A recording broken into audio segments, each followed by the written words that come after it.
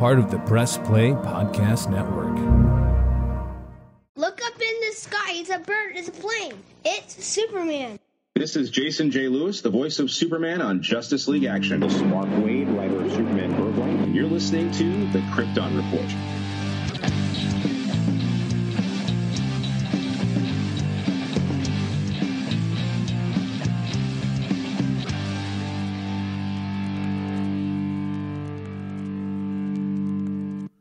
Welcome to the Krypton Report podcast, the podcast dedicated to all things Kryptonian, including Superman, Supergirl, Krypton.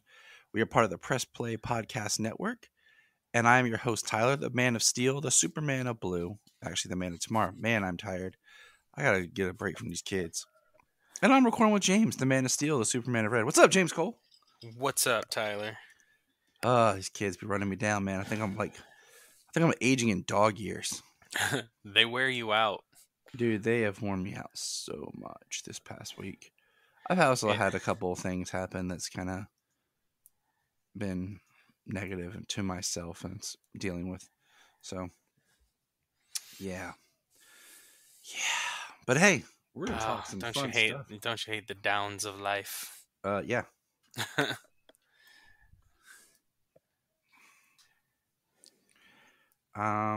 So how you been, man?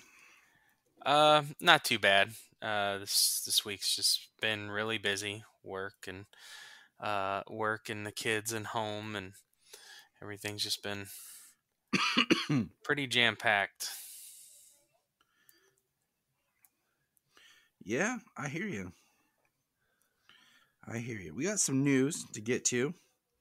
We're going to crack the news open because we got a lot of news, actually. The first thing is we know that Discovery's taken over and it's kind of doing its thing. And I haven't heard the final ruling on this, but Batgirl was originally developed to be an HBO Max original. And now they're talking about a theatrical release.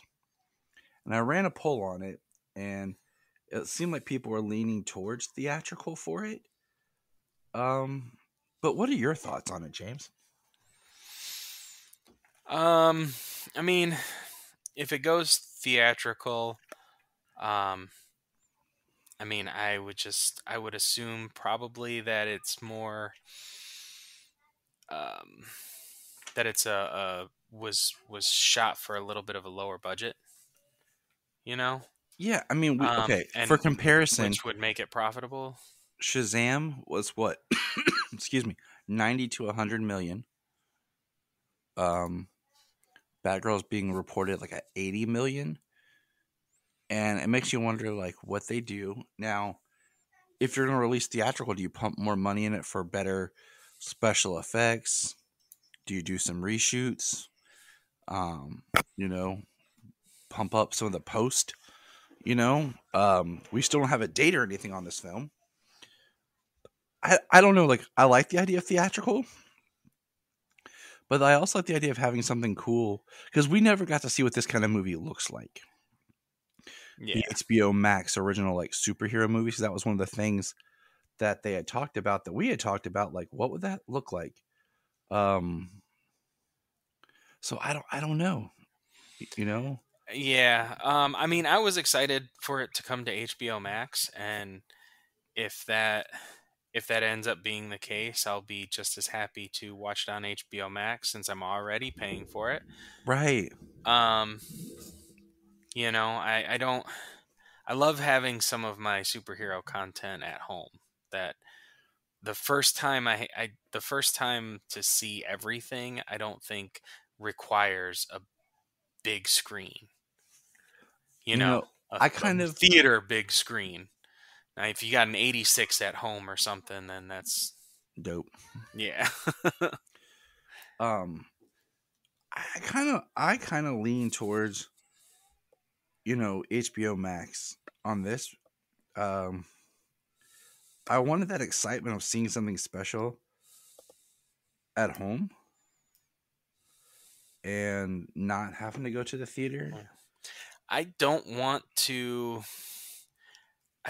have the delays, you know what I mean? Because when they put things into theaters, they have to They look at their whole slate, Yeah, readjust. they have to move things around. They have to pick the spots they think it'll do its competition with, you know, the with its actual competitive studios, along with, you know, what other projects do they have coming out.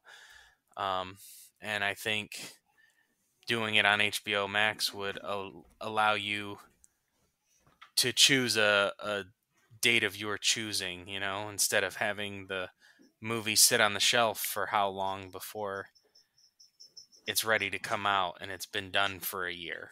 Yep. And we still don't know how it plays into the whole Flash movie and world and all that, since everything gets shifted. But we'll just wait and see. Speaking of shifting, we'll get into more here in a minute. But Shazam's release date's been pushed back a week or up a week. I think back a week. It's like now the 21st of December, because I guess it's actually happening, James. After what? 15 years? 13 years? We're getting the sequel to Avatar. Yeah. Yeah, The Way of Water. So much that people are like, if they're gonna have Avatar 2, 3, 4, and all I can think is, I really hope it does well, because you're making this sequel 13 years later. And do people even remember the first Avatar? And do they care?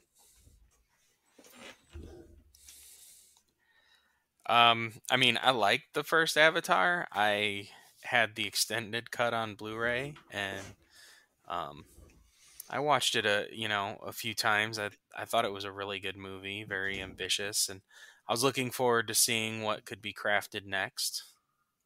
I liked Avatar. I thought the story was but I liked the visuals. And some of my favorite visuals was when it was the humans like in the mechs or in the helicopters and things like that. And I was curious to see where it would go next. And here we are 13 roughly years later, because I don't even remember when Avatar came out. I'm just estimating because it was before Jenny and I were married.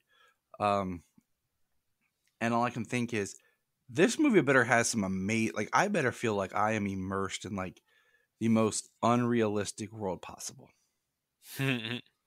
for it to blow my mind. Well, I mean, because that was the whole point of the first one, was to blow James our Cameron's pumped a ton of money into it, you know. I mean, with his National Geographic stuff, investing in the submarine and the scanning technology to go down to the Marianas Trench to take, you know, digital scans of the terrain and stuff to use for Avatar underwater. I mean, that's pretty awesome. And this is now the Avatar podcast. But yeah, Shazam moved out of its way, which I think is smart. Another piece of little small, because the big news is CinemaCon happened. And when CinemaCon happened, we got a lot of little news and a lot of things. And that's what we're kind of breaking. Because I read the Shazam thing today, I believe. And yeah, that's one I didn't see. Let's see. This one was released right at the start of CinemaCon, like I think the first day or right before it started. The script for the Black Canary film is done, and they are prepared to start filming. And this is one of those I had forgotten about, that they were going to do a Black Canary movie for HBO Max. Yeah, with Journey Smollett. Yeah. So right there, and that's why I'm kind of like, build maybe your own film universe on HBO Max. So keep Batgirl there. Drive people to your product. Well, I think if you have a portion of an ongoing shared universe on HBO Max, as well as like your theatrical movies, you put out your bigger budget theatrical movies, and then they come over to HBO Max, and you know, you can see where it all fits in. Yeah. So that's exciting. Maybe. Cross my fingers. It's ambitious. And then the other big thing. And then we'll get into more of the CinemaCon breakdown, is we officially got the announcement of The Batman 2. Or what I'm calling right now, The Batman Returns. The Batman, the Squeakquel. Well, I mean, think. The first movie, 89, was called Batman. This one is The Batman. The sequel is called Batman Returns. So this is going to be The Batman Returns. Or The Batman Comes Back. Or The Batman Continues. So, yay. I mean, I'm excited. What do you want to see out of a sequel for The Batman? Now that we know we're getting number 2. I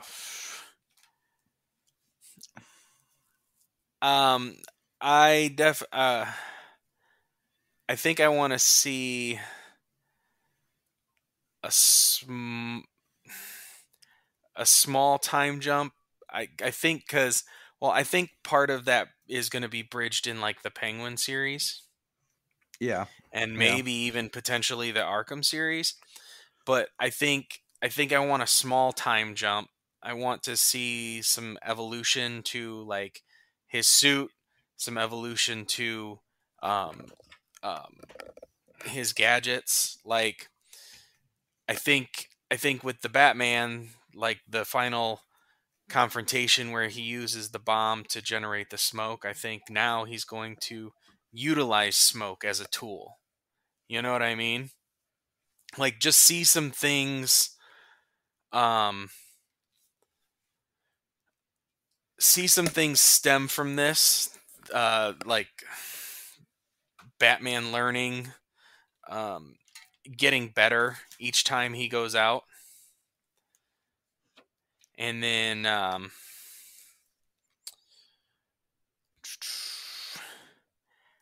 I mean, as villains go, like, I don't know, I haven't thought too hard on what ones would fit, and that's part of my. I feel like that's part of my. Go ahead. No, I think he has a very realistic world, but at the same time, there is a craziness to it. So I feel like you could do more than what we're thinking we can. Yeah, I mean, I don't think it's as grounded and as limited as Nolan's movies were. I expect it to reach a little bit further into the fantastical, the comic book aspect of it, and that's mainly what I'm hoping for. Is going down that road. Not your drastic change from Batman Returns to Batman Forever. Yeah. You know, but I think you can easily continue down that route without changing like the tone and the Gotham, the character that the city, provides to Batman and to his rogues gallery. Yeah. Obviously one of my favorite characters that I want to see done very well is Bane. We've got like a half out of 2 a half point out of two portrayals. Yeah. I enjoyed Tom Hardy's performance, and I mean, I enjoy Tom Hardy. He's really good. And the movie's pretty good, but I don't think that it was nailed. Yeah. It was getting there, and then it wasn't. Yeah. So, I mean, there's some things we've said about like going to that line and pulling back, talking about projects, movies and shows and things like that, going to that line and then pulling back. It's like, why can't you be on that line? Why can't you ride that line? Mm-hmm. You know? Yeah. We will just, like you said, okay. I want, and I said this before, of course you should change the costume up a little bit, little tweaks here and there. That's just the evolution.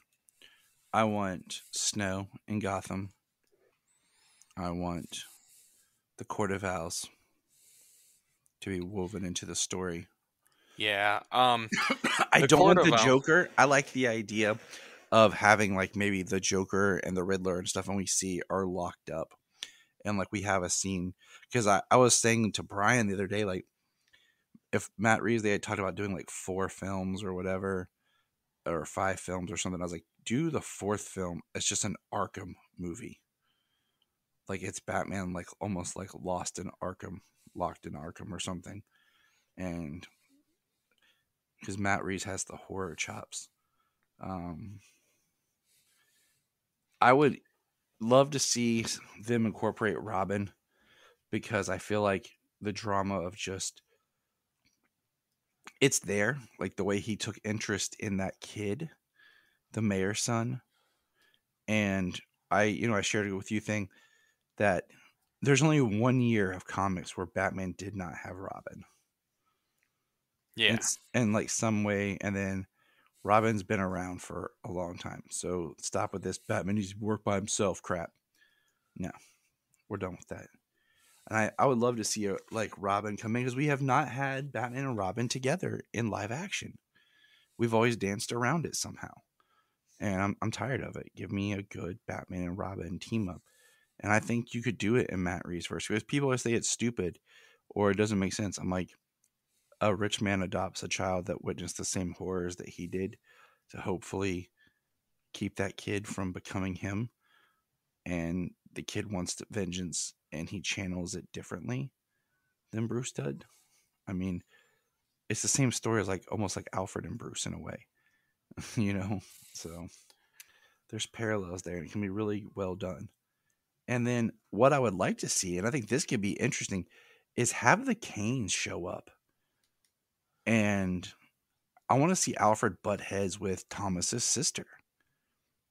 And the idea that they come in trying to take over or do something about Wayne Enterprises because Bruce isn't doing this and it was part of her family.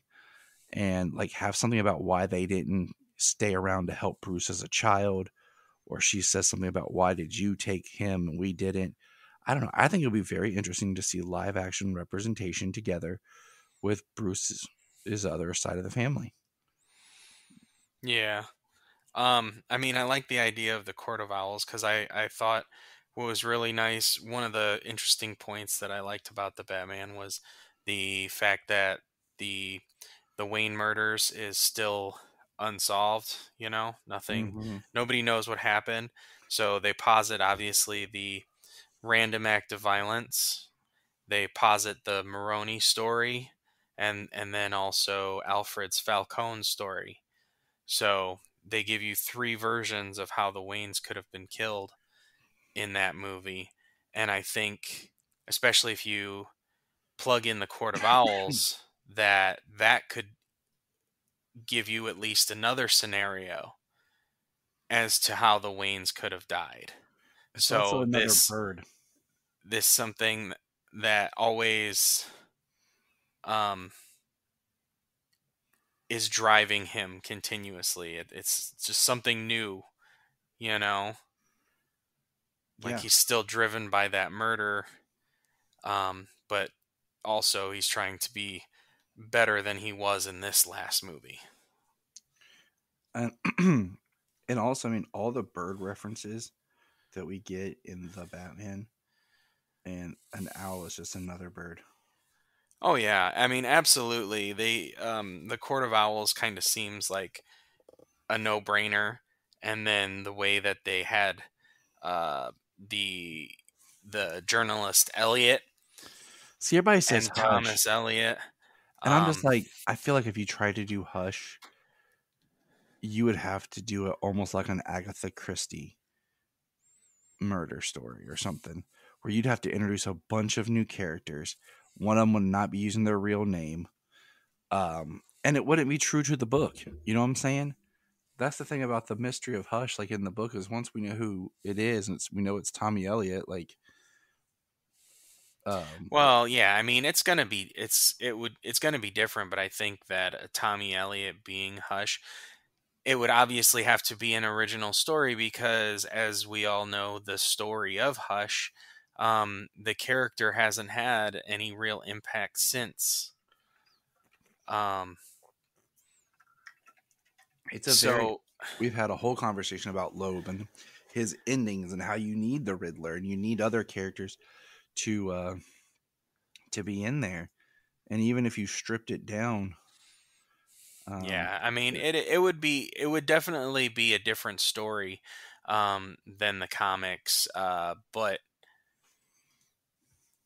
uh, you know, it's also a villain that a lot of the general audience wouldn't know, it's true. and it would definitely drive up some interest in that character and the book and stuff. Um, but I mean, that also kind of seems like a no brainer now that because now he's grown as well. The Tommy Elliott, the son, he would be grown as well. He would be Bruce's age, and to find out at that point that Bruce's parents had Bruce's father had his father killed, obviously that would drive him to want to, um, well, potentially ruin Bruce's life. And So it even could be more of a personal war on Bruce, then on as well as Batman, Batman. Yeah, as well as Batman and trying to track down Hush. And then, I mean, it would definitely take some finagling if you were trying to put Hush's storyline like that into a movie that also maybe involves the Court of Owls. mm-hmm. But I mean, I think those would be an interesting story to tell in the next one because I already know that I'm not going to get the stories tra- translated from page to screen like that. Yeah. Okay. I'm sure we're going to see elements, and that's one thing I'm looking forward to. So, what stories are they trying to pull from next? We will see. We have Well, ideas, people. yeah. Well, that's part of these characters who have existed for so long. Um, so many different varieties, so many variations. Um, when you get some of these even pretty good movies, they're pulling from a lot of different places and blending it all together to Mm-hmm. make something unique from the creative's point of view. I mean, you ain't lying. I mean, that's how Marvel built their brand of all of their characters. Um, pulling all those pieces and blending them together. And that way you get a faithful to the comics yet original because it's not just one version. It's true. It's very true. This is James's story. It's very true. So, CinemaCon. Lots of things have happened. Let's try to tackle what we can. There was a trailer shown for Black Adam, and from the description is it looks awesome. The Black Adam is definitely an anti-hero, and there's a scene of him catching a missile, and it looks like it's great in tone. So we know that people got to see a full trailer for Black Adam. that sucks for us who can't afford to go to CinemaCon or even, enjoy it. We have the internet. Why isn't it out leaked? I know, right? So yeah, I mean that. I've been trying to read things and find out like what it was said, but Yeah, I've been thinking about it lately, and uh,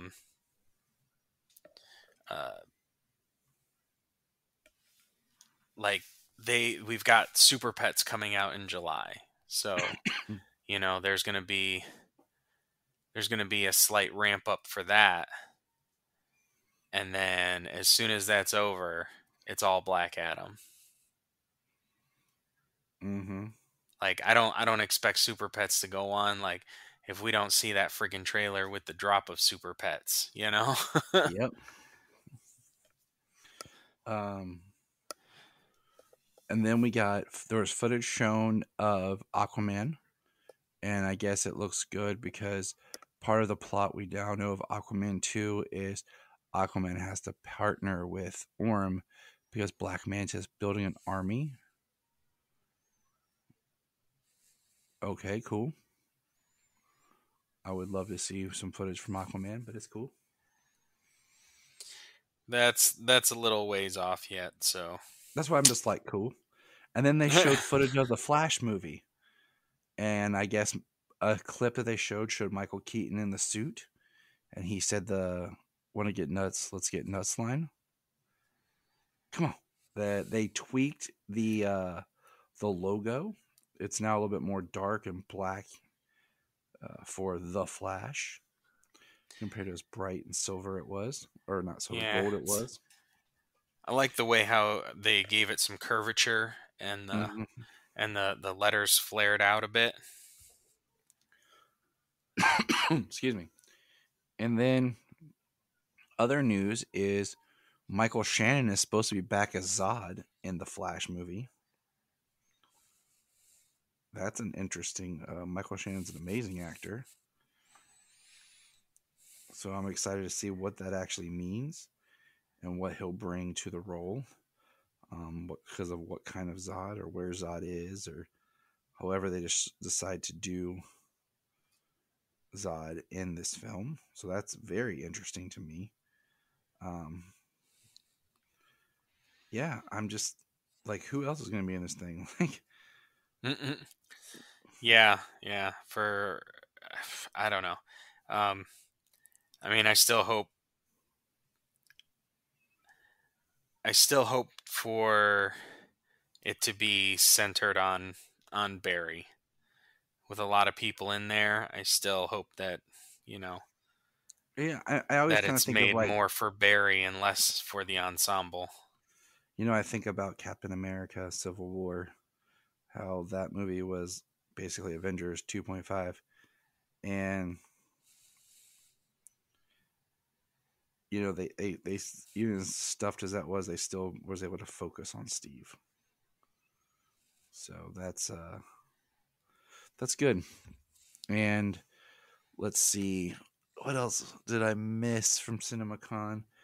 It was like a lot, but also hard to kind of sift through. We did get the announcement though that the Harley Quinn TV series is getting a spinoff that will focus on Kite Man and Golden Glider as they moonlight as criminals to support their purchases of Noonan's Gotham's seediest dive bar. We're getting a Kite Man series. Hell yeah. Woo! Yeah. Oh man. I was like, okay, I'm in.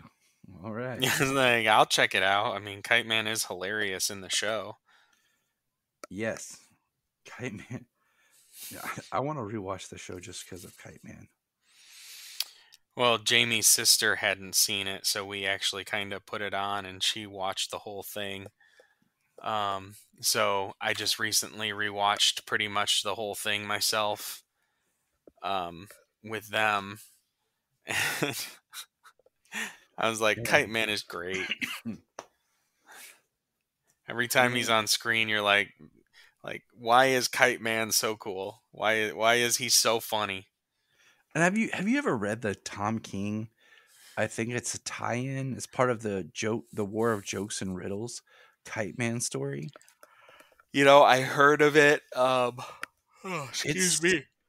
it's really, really, really good.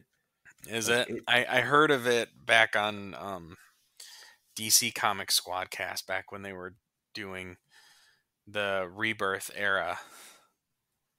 So it was years ago when it had come out when I actually listened to them talk about it, but I have not read it myself. I read the trade, and like I said, it's in that trade, so I can't say too much on it. But yeah, Kite Man, woohoo! So we're gonna move on here, and we're gonna take a look at comics. Hey, we're going to press pause and hear a few words from our other podcasts on Press Play Podcast Network. Hello, Brooks here with the Books with Brooks monthly book club podcast. Here's how Books with Brooks works. We read one book a month, and then we talk about it. Classics like Stephen King's The Shining, debut novels like We Are the Brennans by Tracy Lang, and tons of other compelling, life-changing stories, one book and 1 month at a time. So come read along with us, and then listen in. This is Dan Jurgens, and if you want to have a good time, keep listening to the Krypton Report.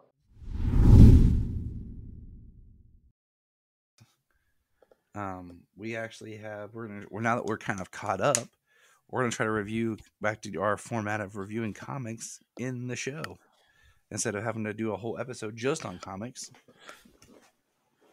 So all I read this week was Action 1042 and Dark Knights of Steel 6. Which one do you want to start with? I read Dark Knights of Steel.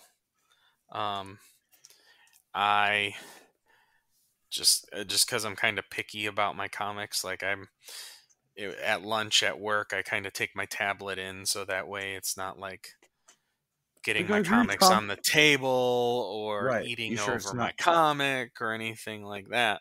You sure it's not like that guy's reading comics? No, people know I read comics. They know I do a Superman podcast. He's like, I'll bust your face, man.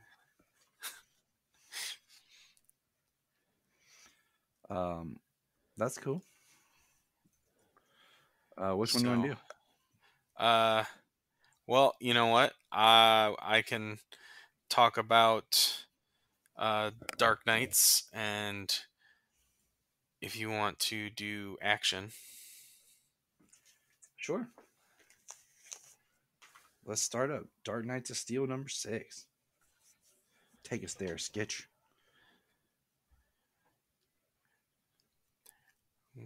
Hold on. Oh my god. My tablet is going wonky on me right now. While we're waiting for your tablet, let's just touch on something else real quick. Young Justice. What did you think of this week's episode? Because this week's episode, and I highlighted this on Twitter, gave me something that I recently did a podcast with Digging for Kryptonite. And you know what that was, James? What's that? They actually put Feora and Ursa in an episode together. So many times as either they pick Ursa or they pick Feora. Or they don't. And Ursa is getting recognized. And I did think it was interesting, though, spoilers for Young Justice, that Ursa is Zod's wife and not Feora. Because it's usually Feora is his wife and Ursa is like an assistant. So I thought that was cool. Yeah, I definitely caught the Ursa part. I must have missed the. Normally I watch it at least twice, and I've only watched it once. So because he says Feora, and she is with who I think he said the other name, but I was so excited I don't remember.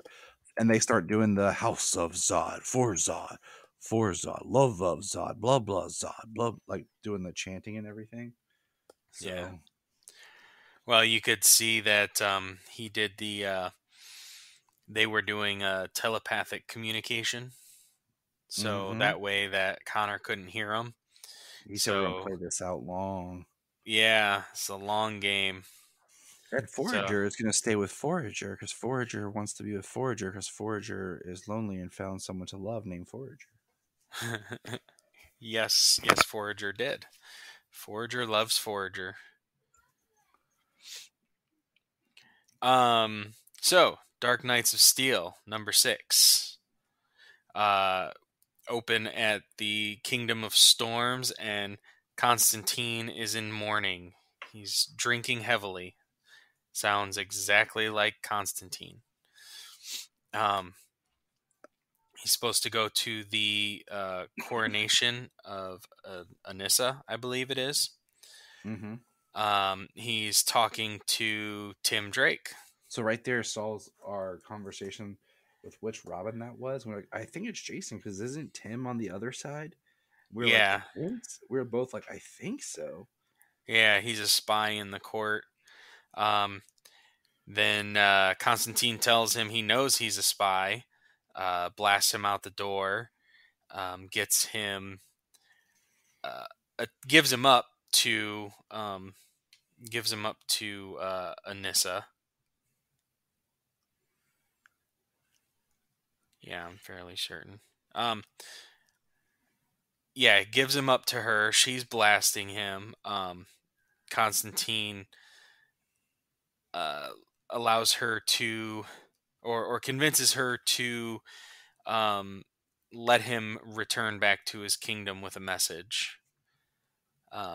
So he's there. He wants to report directly to Batman, but he is talking to the Queen and Cal and Zala and Diana and Waller. Says that the Kingdom of Storms is coming. Jefferson Pierce has been killed by Zala, and nobody believes it. Why would they? Yeah, they made up a lie about my sister to justify a war. And she says, did they? And they say a whole ship full of people witnessed Zala kill the king. And so, Clark, I mean... Cal. His name's not Clark. Cal. I'm going to go find out. Just like another Cal we'll talk about in a little bit. Yep. Sorry. Very interesting. Cal does what? He's going to fly off and he's going to try to, talk and be peaceful because, some people like to talk things out.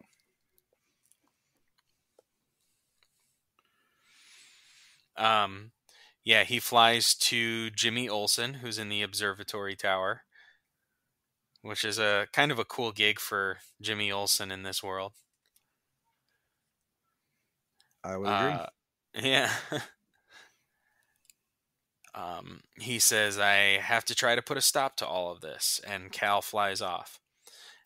Constantine summons Etrigan, says he needs to speak to the man. The demons, does he say, yeah, I wish to speak to your head demon, being Ra's al Ghul. Oh, that was cool. The head of the demon. Yeah, that was an interesting. I was expecting blood, of course, right? Jason Blood, but yeah, and this Ra's al Ghul is now you got literally the head of the demon. Yeah, he bonded himself with Etrigan. Yeah. Constantine is asking if he can bring them back, the king and Jacob, the king's son who was murdered. He says he can't revive Jefferson because he has no heart left in his chest. He's got a big gaping wound. But possibly Jacob, and that it won't be exactly him how he returns. Mm-hmm. We all kind of, anytime the Lazarus is brought up, they don't come back the same. And what did Joss Whedon have to say about that? Pet Cemetery. Right. Constantine asks what it will cost him. He says the children. He wants the Titans. Interesting. So yeah, I'm curious as to who the Titans is going to be in this world. Because we've already got a number of Titans members kind of there or locked up. Like we saw a version of a Flash locked up. We saw Dick Grayson. We've seen most of the Robins. Cyborg, I don't think is going to really be a thing. We'll see if that comes up. You just make him like a blacksmith who's got like implanted armor or something on him. He's more like a armored knight or something more than a cyborg like we're used to.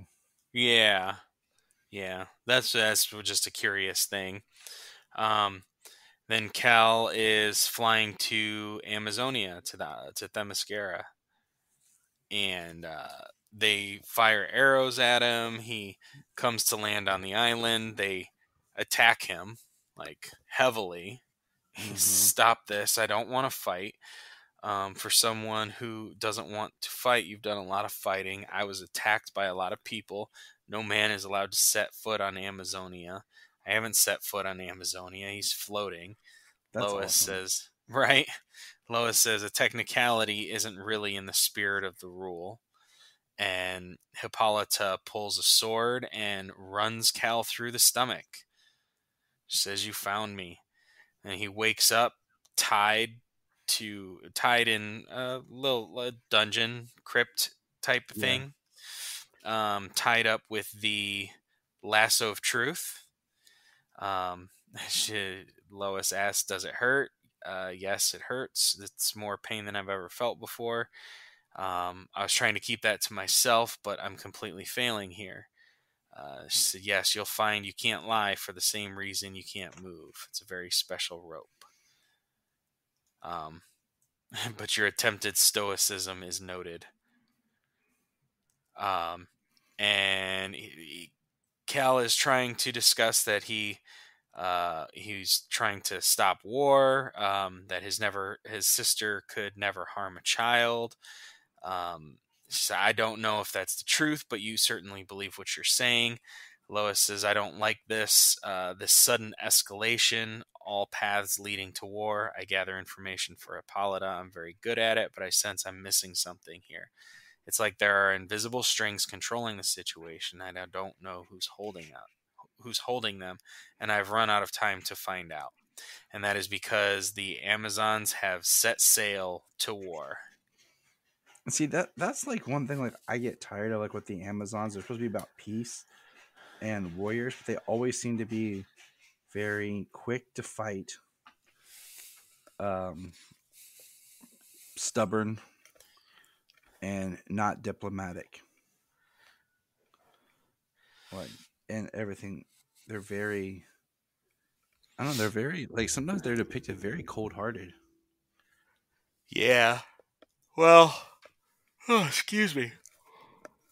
The Amazons of myth were very incredibly warrior minded. I mean, they supposedly only lifted swords when they had to, but they trained for it constantly.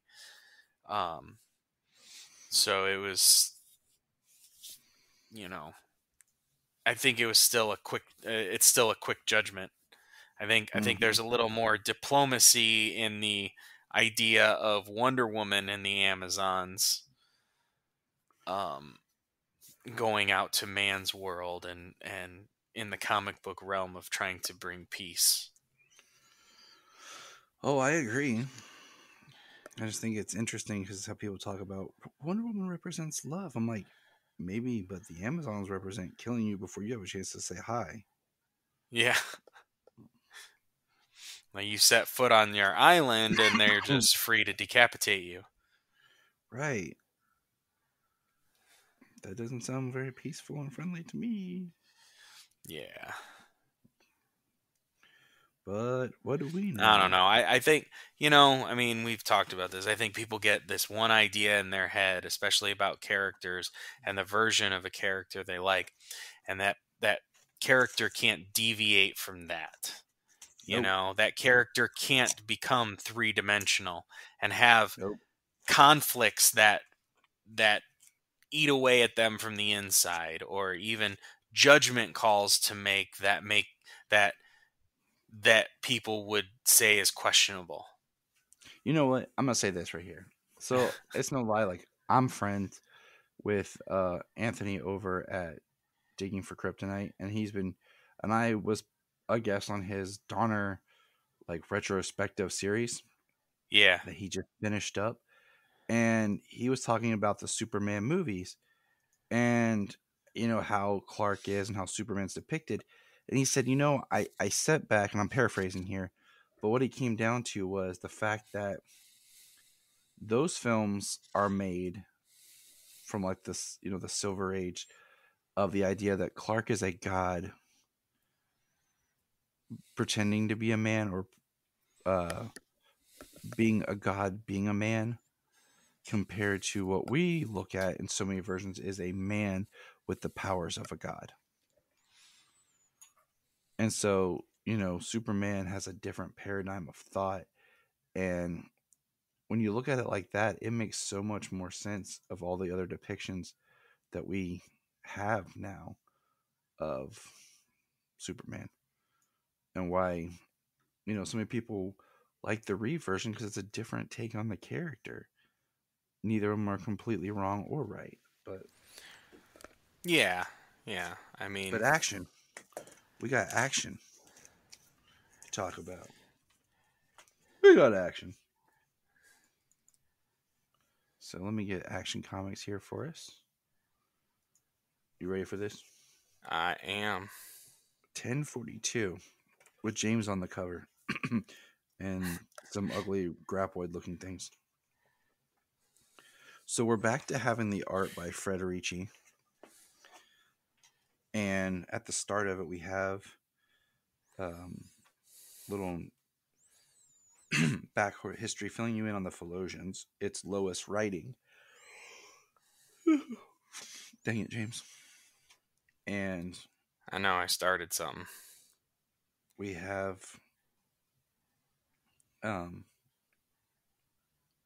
see, now I just blinked on her name. What the heck? Laya? Yeah, the Philosian. Oh, Theola. Yeah. I was like, man, I just blinked. Thola? Yeah, something like that. She is in Theo. a Baka tomb chamber from Star Wars. The fortress with Kellix, and John shows up. He startles his mom, and they're talking. And he tells her, Lois says, hang in there. Clark might be saving your whole world right now, but he entrusted your care to us. And then we turn the page, and there's Clark in his loincloth, or what I like to call the James cloth. And he and Midnight are just punching their way through, fighting. And we see like he started the uprising. And this is actually the War World Saga Part 7. And as they're fighting, Omak shows up. And Clark says, don't do this, Omak. They'll never give you what you promised. And Omak's like, how would you know what they promised? Because I'm an idiot. But it makes a good story. And then we see that the teacher is there with the huge beast. Dang it. And then they mention Constantine's mind. We're not sure where he's at. The fight continues. And Superman, Clark, Cal, James is battling Omak. And he's talking to her. He's trying to give her like a way out. And she said, you let it happen, Blue. You knew you couldn't win this. You knew you were getting weaker. So why? Why did you come here? He still whips her. I know you, Omak, you're better than this, but if you're really willing to betray us all for a promise from Mongol, give it your best shot. Yeah. I guess is should we do what's right only when we're stronger than our enemies? When we're at our best? When we're hurt or outmatched or we've lost a step, should we sit back and do nothing? And you're just like, okay, you win, Clark. Right. You win. And they see that, where is it? They state that he has an orphan box. I was trying to remember what it's called. And that if they get that from him, they can change the tide. So they start fighting. And then Mongol shows up, but it's not Mongol. It's right. It's one of his kids. It's like his son or whatever. Or is it actually a Mongol? This Mongol is like, well, is the new Mongol. It's like, So it's the main dude. yeah. Okay. I couldn't tell. He just looked different. And it threw Oh, me. you mean the guy on top of the beast with No, the when orphan box? No. When he shows up and he's like, each day I find you less amusing, Kryptonian. Best to kill Oh. you after all. And they're fighting. Oh, okay, yeah, that's Mongol. That's the main guy, yeah. And then Superman starts an awesome speech about what he's doing to the people. They've never had powers, gems, heat, visions, or the strength of gods, but they'll never give up. They're not lesser. They are more than we are. Can't you see that? Can you really not see what I see in them? These people are stronger than you ever or I will ever be. They've been through trials that should have killed them. And the battle rages on. And Superman says, such arrogance. You think caring for others is a weakness, but underestimating them is yours. And then, that's why we'll win. Then we see that Lois is looking for a piece of the Genesis. That close-up shot of Mongol done by Federici is awesome. Yes, it is. Look at them teeth. And then Lois sees John Henry, who she realizes has the piece, the fragment of the Genesis energy, and they touch it. And then when they touch it, they're basically hearing what's going on. She says, that was Clark's voice. This morning, Thela glowed just like that. Is this thing causing Thela's seizures? And they believe that a piece of it can heal her. And it ends with, I think something big's happening. And this is next, the World Revolution. Dun, dun, dun. Yeah, I keep saying it every time we talk about this action run. It's really good. The art is fantastic along with it the whole way. Just, yeah. I'm enjoying Johnson's character work in this. Like Superman he is incredibly Superman spirited, you know? Mm-hmm. He gets the character. Absolutely. He never gives up. He gets Never surrenders. beaten. Yeah. Never give up. Never surrender. The best episode of Star Trek ever.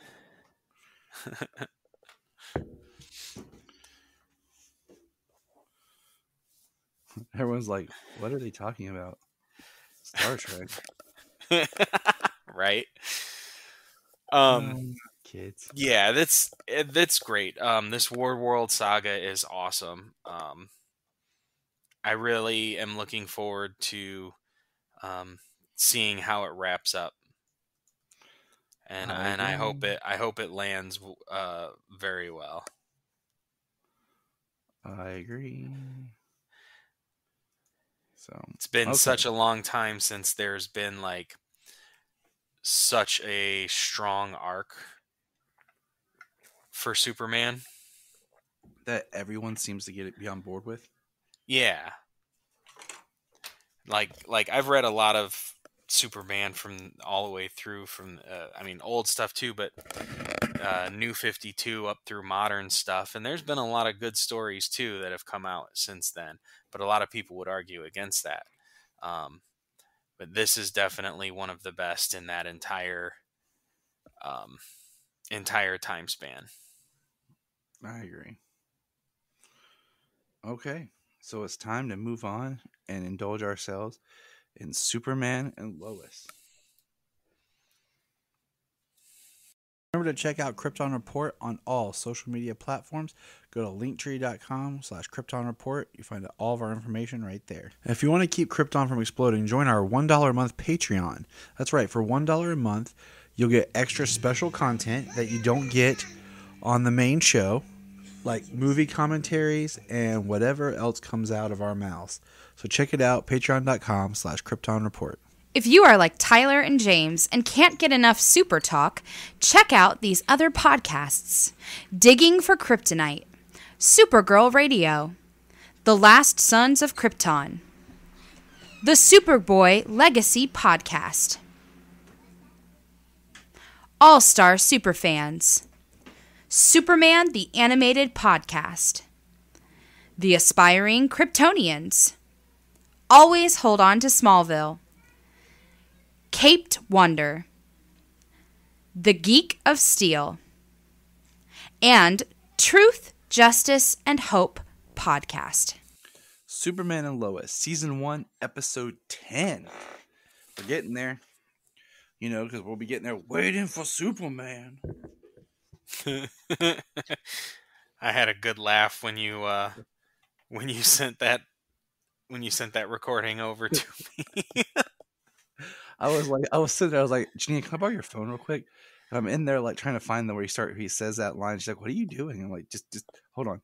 And I got it and I sent it to you and I explained it to her and she just looks at me like, what the heck, Tyler? That's good. That's hilarious. So I'm going to say this right now. This episode was really good. This was really well done. The acting from everybody was amazing. It was top notch all around. And that's Bizarros in a bizarre world. First of all, what I found interesting is, so let's just start at the beginning. You ready? Yes, I'm ready. Everyone in this world is emo and goth. Bizarro world just means everyone's goth. Okay? Everyone looks like they're about to shoot the club scene with the Wachowskis. Right. It starts and it flips the title card. It's red. The music sounds like it's even backwards. And we see Superman flying through the tunnel, and everything is red. And when he lands on the other side, he sees Anderson's dead body and a bunch of green K. He flies out into the space, and we see a red sun that is square, and he looks at the world, and it is a cube. Yeah, that was awesome. I was totally geeking out when they freaking went for the cube planet. And I like how they did.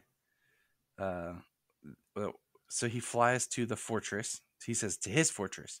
He goes and he meets the hologram of the other Cal's mom, and he's talking backwards. And then he's like, and he pauses and and then he starts talking to match them. I thought that was pretty awesome. Yeah, because since he comes out of the portal and he's saying anything out loud, it's coming out backwards. It's coming out different, and we have subtitles as to what he's saying because he's speaking normally from where he's from. So then, yeah, he has to pause and flip it. I love how he's just like looking on his face. He's like, dang it, it's such a pain in the butt, right? And I'm like, yeah, better not do this the whole episode.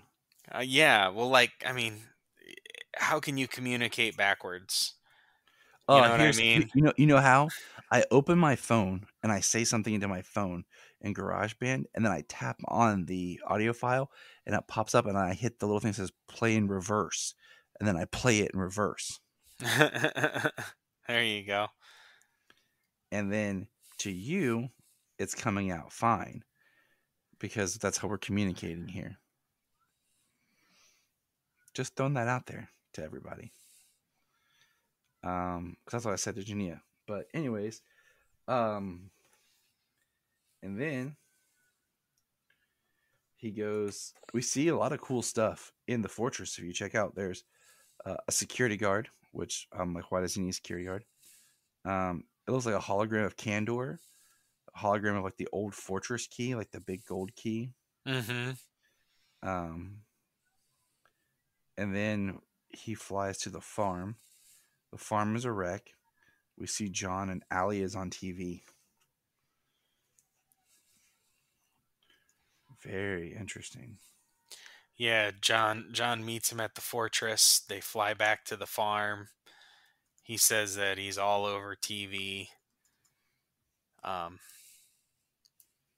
Allie's got a big following. A big following.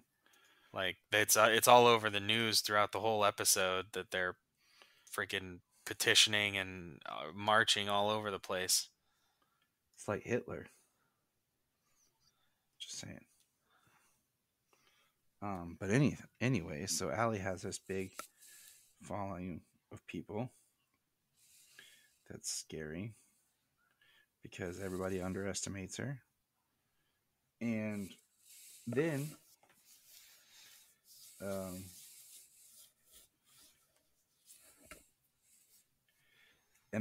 he says, what happened to my dad? And Clark's like, and he's like, oh. And he says, I knew he would fail. He went to be a hero again. And that was pretty deep. If you think about it, like, it's pretty tough. Well, as we see as the episode goes on, this Bizarro Superman, he starts inhaling kryptonite, and green kryptonite, it makes him stronger, but it's like a drug. Mm-hmm. And that's what it looks like has done him in, because that's what put the white face. Yeah, and the cracks in his face and everything. Because as the episode goes on and he starts to crack further and further, like he starts to like hunch over a little bit. They contour in his cheeks and everything. They start to make him look more sickly until he goes white and all cracked. Mm-hmm. It's really well done. And one thing I really liked was we get the all of a sudden it cuts and it says Bizarro John L. And then it goes back and it starts to tell us his story. And I thought, oh, that's really cool. I like this. And it was cool because it let us catch up with this character. We found out the family is famous. Yeah, they're like celebrity in this. And which is interesting that he'd be living in the farm. Well, that's what I said. I said straight up, I said, why are they on the farm? Okay. Like I said, besides set requirements and all that crap, why are they on the farm? And she's like, I don't know. I'm like, okay, thanks. But whatever. And that's how I interpret. And then we kind of get a reason for it later. But where'd my thing go? They're famous. I put this the emo world. And the way they did Lois's look and everything is she had hair that looked very much like Margot Kidder. Would you? Yeah, I could see that. if you look at the way they did her hair in this scene, because in this scene her hair looks like Margot Kidder, like in the nightgown scene from Superman the movie. Right. And we have, what's interesting is we see how Superboy John L. debuts himself. Okay. And I thought that he saved somebody, and they're like, well, how else what was I supposed to do? And they're talking about our 15-year-old's going to be a superhero. Right. And he's kind of then they've got a publicist, and they've got a Yeah. freaking, yeah. And they're like, what's your name going to be? And Jordan gets like a line of dialogue finally. Superboy. And then he goes quiet again. Because, God forbid Jordan get to talk and do anything. And then he starts doing this hand signal thing. That's like we see him and like doing his like press tours and all this type stuff. And he just keeps throwing out the Superboy hand signal thing. And he's with his dad, and they're doing it together. And he's, John L., son of Kal-El. And then there's a bank robbery, and he does it on his own. And we see, this is where Lois has an outfit on that I said looked like Ursa from the movies. Because the way it fell on her and everything, she looked very much like Ursa. Okay. And then we have the scene where John shows back up to the farm. He walks in, and I'm like, oh, Janita, look, they have chairs just like ours. Metal and uncomfortable and high. I even have, it says in my notes, hey, it's our chairs. And then we get a great conversation about how Clark was doing his promotion for his shoe line, hosting the Kevins and President Seinfeld. I like the President Seinfeld line. And I thought that was brilliant. Yeah. I chuckled at that one. I'm like, that's good stuff right there. And then we see the WB logo on a water tower. And when he meets his girlfriend, Misty, who leads John to Allie, we get a Star City drop. And she asks if he'd make him some tea, if he'd like to know the truth. And my first thought would the tea work on him? What's this tea made of? Yeah, that I have no idea. And then it says, then we get cut Bizarro Lois Lane. And we see Lois leaving with Jordan. We see Cal and Lois fighting. And they're arguing about where he's always gone, where he's not there when they need him. He's talking about what he does supports the family and all this. And then we see that he's the one that burned down the barn. Yeah, he got real angry and breathed fire and burned down the barn.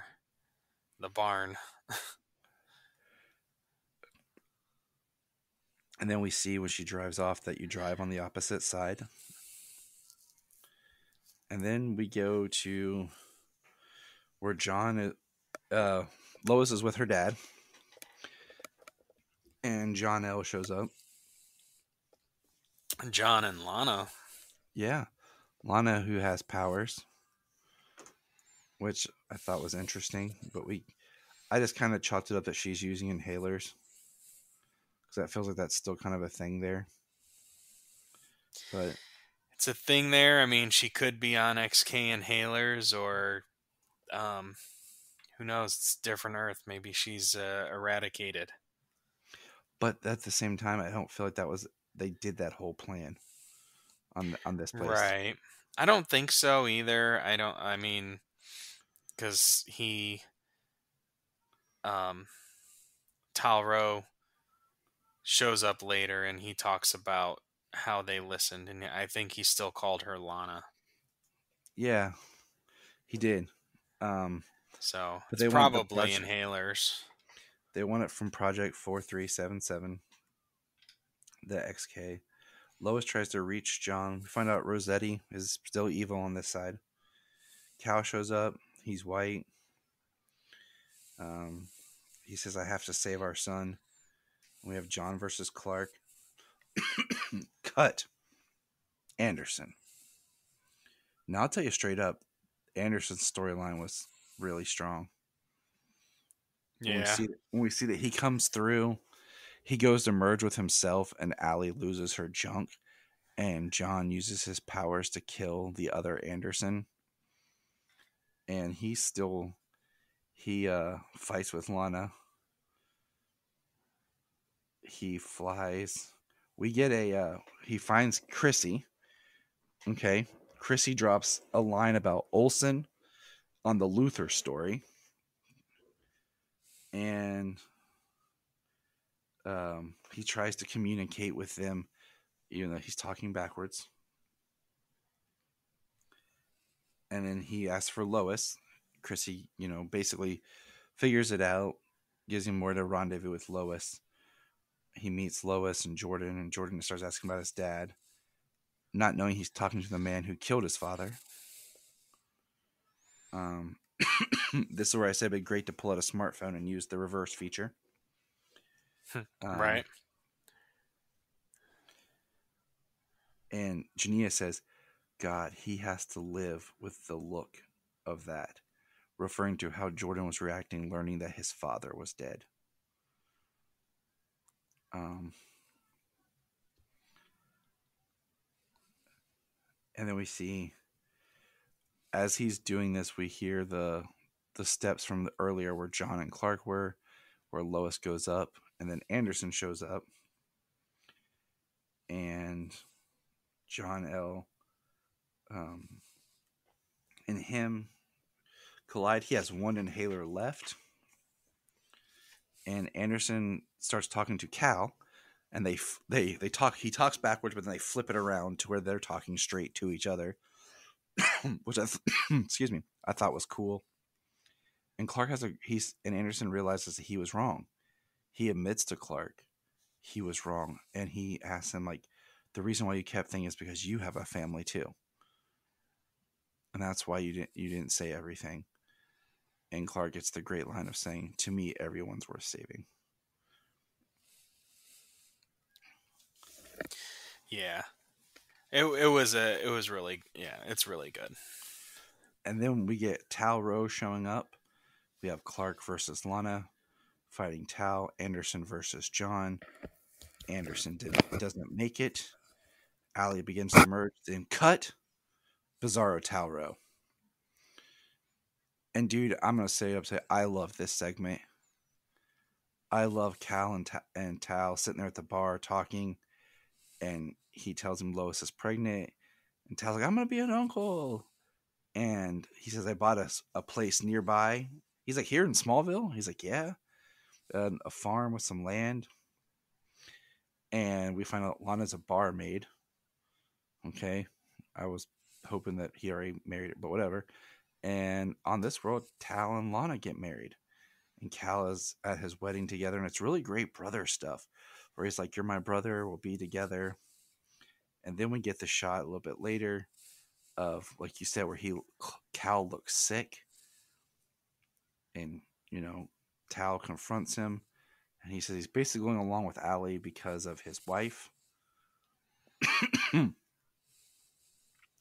then it cuts back and we get Allie starting to merge. She tells John, this is what I didn't. She tells John Ill to take the pendant and go merge with his other self before she's fully merged. Wouldn't you still need the pendant? Yeah, that part bugged me a little bit. I was like, don't you need the pendant? But I guess not. And so he goes, and Tal's holding Cal down, and he says, I failed my brother here, basically, and he lets Cal go. And then we get basically the same beat we ended last episode on, with a little bit more of John L's on the farm and he sees John. And yeah, that was it. There's a lot happened. I think it was a very well constructed episode. I'm kind of glad we didn't get anything from John Henry because I feel like that had been kind of forced in the Bizarro world. We didn't get to see Bizarro Kyle. That was cool. That was fine. Yeah. I'm fine with just the episode focusing on the family. I was hoping and we the got to fact see that John is an ally of Allie on that Earth. I was hoping that we'd see Lucy on the other side, but we didn't. But yeah, I really liked this episode. I wanted to watch it again, but I just didn't have time. Yeah, I didn't have a chance to watch it a second time. Yeah, it was a really good episode.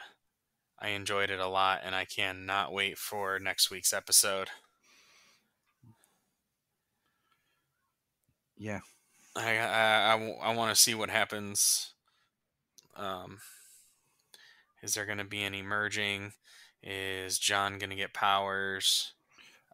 My thought is John's going to merge, and then whenever they split or whatever happens, he'll like retain powers or something for a while, and then maybe he'll lose them. He'll be like the Green Ranger. He'll have powers, and he won't have powers. They'll be failing him. So, but we shall see. It was very strong. Yeah. I was really looking forward to it. It said on a Bizarro world. I was like, yes, and then we got to see the poster. We got to see the screenshots of them being all emo looking and stuff. Like, sweet. Like, this is interesting. And to get to see Bizarro world. And I thought the way that they did it was really good. The way that they did the language, I was happy they did the square planet and the sun. You know, yes. They did a lot and very well. Yeah. Anything else you want to add to it?